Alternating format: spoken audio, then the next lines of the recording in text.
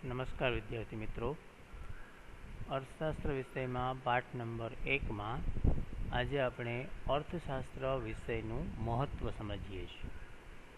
તમે જે વિષય ભણી રહ્યા છો એનું વ્યવહારિક જીવનમાં અથવા વ્યવસાયિક જીવનમાં શું મહત્ત્વ રહેલું છે, તો આજે આપણે અર્થશાસ્ત્ર વિષયનું મહત્ત્વ ભણીશું. જો આજનો યુગ એ આર્થિક યુગ છે, માનવીની પ્રત્યેક પ્રવૃત્તિ લાભ અને ગેરલાભની તુલના સાથે થાય છે.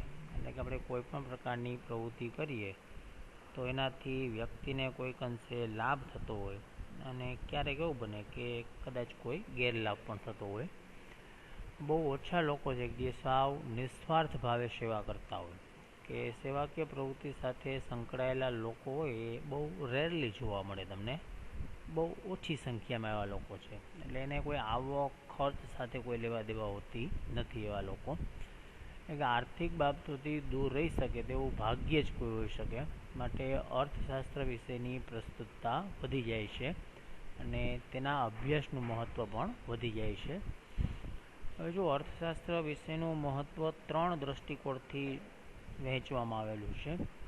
નંબર 1 છે વ્યવહારિક મહત્ત્વ, એટલે કે અર્થશાસ્ત્ર વિશેનું એક વ્યવહારિક દૃષ્ટિકોણથી મહત્ત્વ અલગ છે. એના 2 ભાગ પડેલા છે, આંતરરાષ્ટ્રીય ઘટનાઓ માટે અને ઐતિહાસિક ઘટનાઓ માટે. બીજો મહત્ત્વનો ભાગ છે આર્થિક મહત્ત્વ રહેલું છે.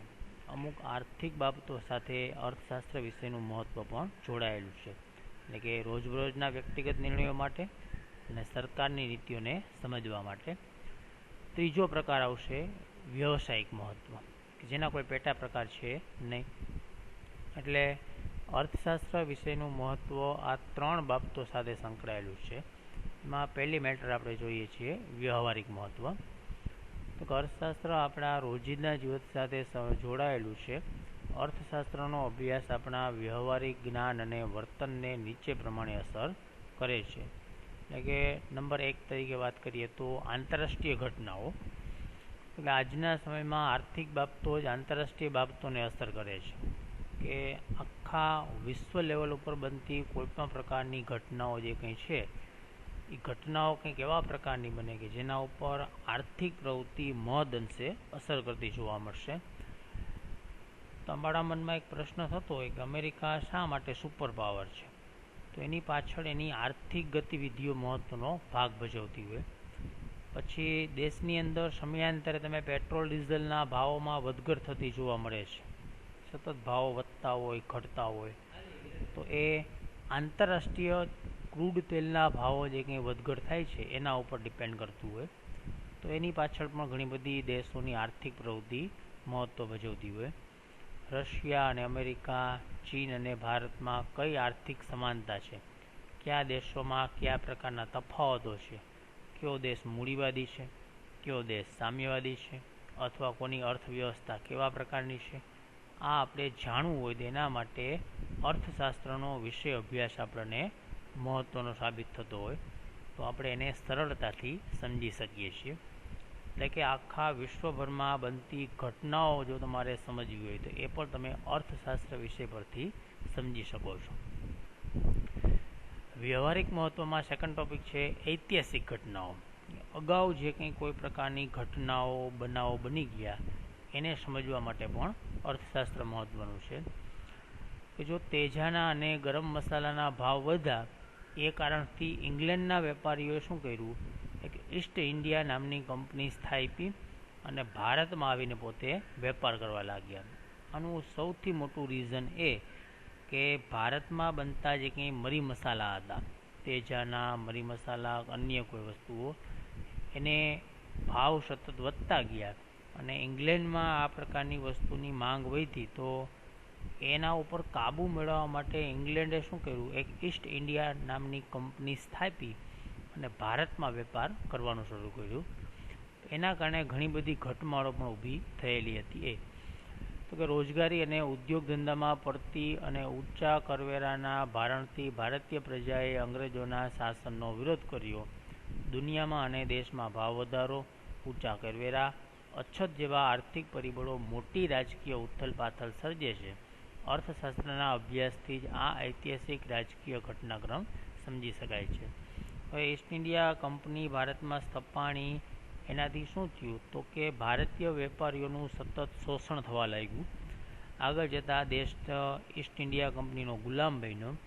લોકોએ ખૂબ ઊંચા કરવેરા ચૂકવવા પડ્યા અને આ શાસન પ્રણાલીનો લોકો દ્વારા ખૂબ મોટા પાયે વિરોધ કરવામાં લાગ્યો. એટલે કે અંગ્રેજ શાસન જે હતો એનો ખૂબ જ મોટા પાયે વિરોધ પણ થયો.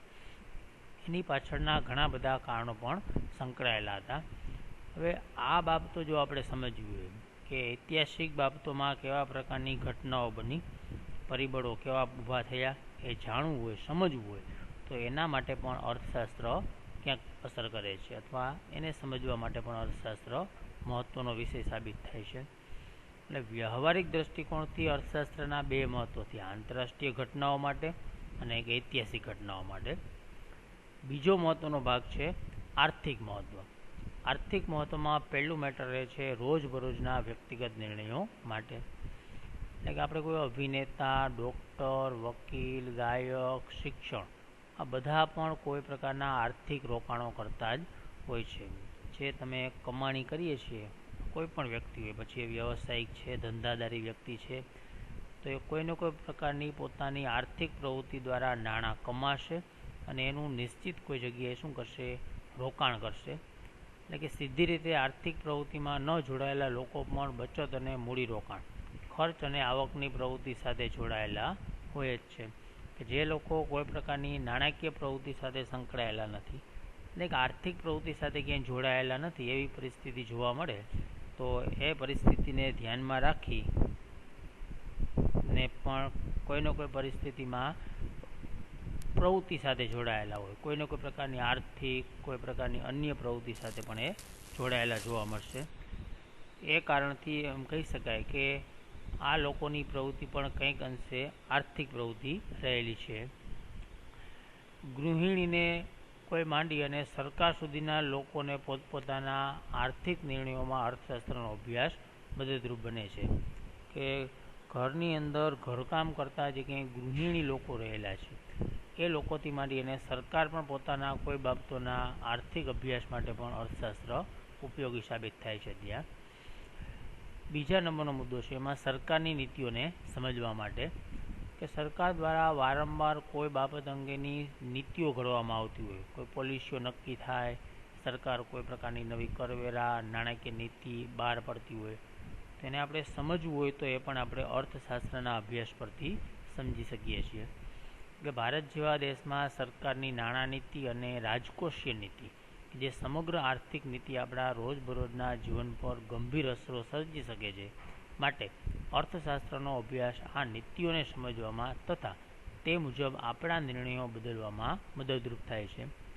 કે જુઓ, સરકાર વારંવાર કોઈ બાબત અંગેની નીતિઓ ઘડતી હોય, નાણાકીય નીતિઓ, પછી દેશની અંદર જે કંઈ અર્થતંત્ર આધારિત કોઈ પુરવઠાને લગતી નીતિઓ ઘડવામાં આવતી હોય, કોઈ નવા નિયમો બહાર પાડતા હોય, રાજકોષીય કોઈ નીતિઓ બહાર પાડવામાં આવે કે જેનાથી અર્થતંત્રને સારું બનાવવા માટે સરકાર પ્રયત્ન કરતી હોય, આ બધી બાબતો સીધી રીતે જે તે દેશમાં વસતા લોકો પર એની ગંભીર અસરો પાડતી જોવા મળી શકે.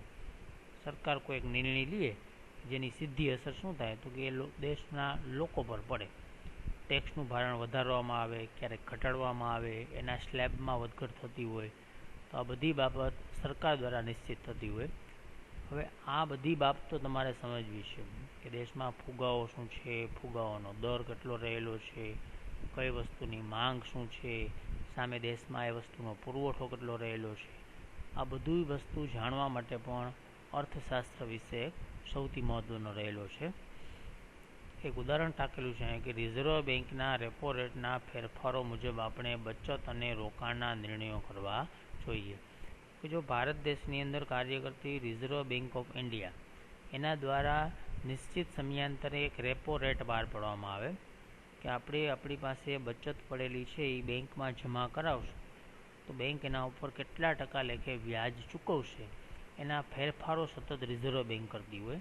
જે રિઝર્વ બેંકના નિયમો ભારતમાં કામ કરતી દરેક બેંકોને લાગુ પડતા હોય. તો એ રેપો રેટ કેટલો છે અથવા રિઝર્વ બેંક કેટલો રેપો રેટ નક્કી કરે છે એના આધારે આપણે કેટલી બચત કરવી અથવા આપણે ક્યાં કેટલું રોકાણ કરવું એનો ખાસ કરીને નિર્ણય કરતા હોઈએ. તો અર્થશાસ્ત્ર વિષય વસ્તુના મહત્ત્વમાં આર્થિક મહત્ત્વના પણ 2 મુદ્દા સમાયેલા છે. અને લાસ્ટ ટોપિક છે વ્યવસાયિક મહત્ત્વ. આવક અને ખર્ચ, માંગ અને પુરવઠો આ બાબતો તમામ વ્યવસાયો સાથે જોડાયેલી છે. કે જે તે વ્યવસાય સાથે સંકળાયેલા લોકો હોય, પછી સેવા સેક્ટર સાથે જોડાયેલા હોય કે અન્ય બાબતો સાથે, તો એને આવક અને ખર્ચનો હિસાબ કરતા હોય. સામે એ વસ્તુની અથવા સેવાની કેટલી માંગ છે અને એનો પુરવઠો કેટલો રહેલો છે એ પણ જાણવા માગતા હોય. એટલે અર્થશાસ્ત્રનો અભ્યાસ દરેક વ્યવસાયની આર્થિક ગણતરીઓમાં મદદરૂપ થાય છે. કોઈ પણ અર્થશાસ્ત્રને લગતી તમે વ્યવસાયિક પ્રવૃત્તિ કરો છો તો ત્યાં તમારે આર્થિક ગણતરી કરવા માટે આ વિષય સૌથી ઉપયોગી સાબિત થશે. વસ્તુ કે સેવાના કિંમત નિર્ધારણ, એટલે કે કોઈ પણ વસ્તુ અથવા સેવા હોય તેની કિંમત નક્કી કરવી હોય તમારે કે કેટલી રાખવી. સાધનો જે કંઈ પડેલા છે એ, તથા કોઈ કાચા માલના ખરીદ વેચાણ સાથે સંકળાયેલી પ્રવૃત્તિ હોય, શ્રમિકો શ્રમ કાર્ય કરતા હોય કે કર્મચારીઓને વેતન નક્કી કરવું હોય વગેરે જેવી બાબતોમાં આ નિર્ણય લેતી વખતે અર્થશાસ્ત્રનો અભ્યાસ મહત્તમ સાબિત થશે. દાખલા તરીકે તીવ્ર સ્પર્ધાવાળા બજારમાં કિંમત ઘટાડવાથી ગ્રાહકોને આકર્ષી શકાય છે. જો તીવ્ર સ્પર્ધાવાળું બજાર એટલે એવું બજાર કે વસ્તુ વેચનારા અહીંયા અનેક રહેલા છે, બરાબર છે.